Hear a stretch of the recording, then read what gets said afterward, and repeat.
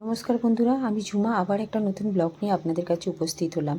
আজকে দিনটা ছিল একটা ছুটির দিন। সকালবেলা আমি কিচেনে গিয়ে একটু মায়ের আর আমার জন্য অ্যাভোকাডো টোস্ট আর একটু ফল কেটে নাস্তা করে নিলাম। নাস্তা করার পর ভাবলাম মা তো অনেক দিন এসেছে, কোথাও নিয়ে যাওয়া হয়নি, আর মায়েরও মনটা ছিল একটু কোথাও বেরোয়। তো মা অনেক দিন আগে বলেছিলেন যে নরসিমা মুভিটা খুব ভালো হয়েছে। ফির আর কি কথাটা মাথায় আসা যায়, রেডি হয়ে বেরিয়ে পড়লাম মাকে নিয়ে মুভি দেখার জন্য। বাড়ির পাশেই ছিল হলটা, তো বেশি দূর যেতেও হলো না, আমিও যেতে পারলাম। তো দুজনে মিলে যাচ্ছি। দেখুন মায়ের মুখটা কত উজ্জ্বল লাগছে আজকে একটু বাইরে বেরিয়ে।